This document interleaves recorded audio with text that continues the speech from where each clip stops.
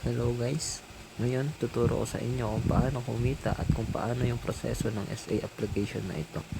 Una, pindutin lamang ang link na nasa comment section or pwede rin yung nasa bio ko. Pag pindot nyo ng link, dito kayo mapupunta.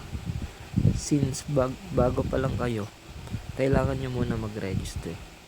Ilagay nyo lang yung phone number dito and i-confirm nyo. And then, gawa kayo ng password. Tapos confirm password. At itong invitation code ang inyong magiging invitation para sa pag-invite. Pero nasa sa inyo pa rin kung gusto nyo mag-invite. Pagkatapos nyan, pindutin nyo yung orange button sa baba. Since naka-register na ako, dito na ako sa login.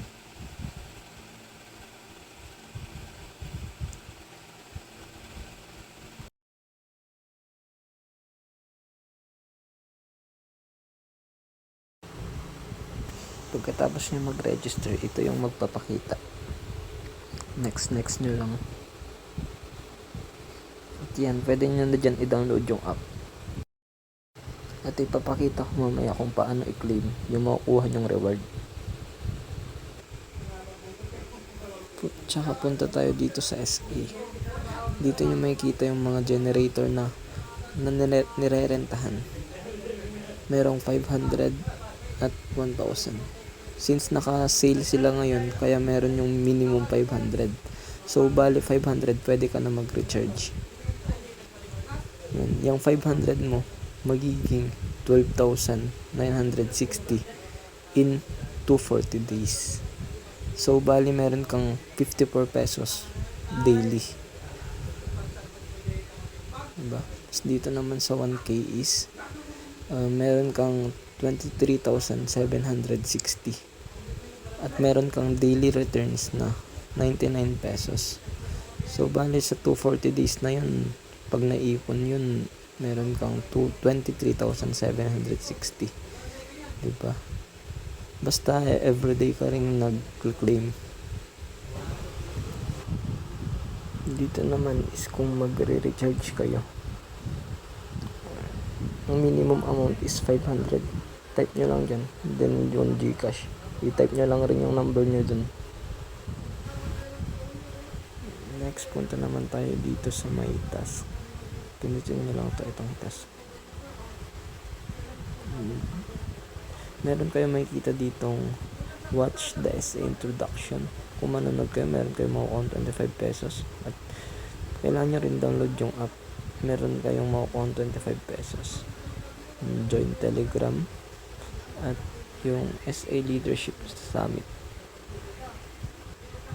Kung hindi nyo na download yung application kanina, meron naman kayong makikita dito itong download app.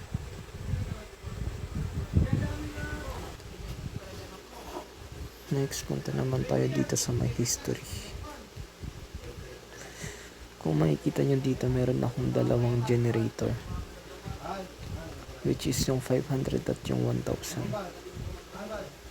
Dito may makikita kayong 12,960 remaining unreceived power. So, ibig sabihin makukuha ko pa lang yun. And daily ko dyan is 54 pesos. Dito naman is yung 1,000, which is yung remaining unreceived power ko is 23,661. Kung makikita nyo dito, meron akong receive 11 power energy points, which is equivalent to 99 pesos. Since kakaumpisa ko pa lang kahapon, kaya ito pa lang yung na-receive ko. So, may remaining power akong 23,661.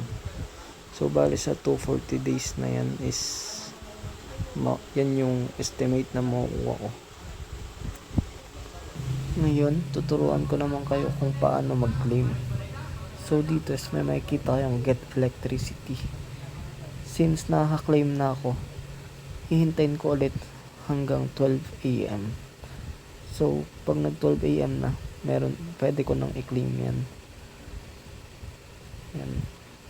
Then, pumunta kayo dito sa may bahay na to. Yan. And then, pindutin nyo itong orange na to, yung sell electricity. Ito.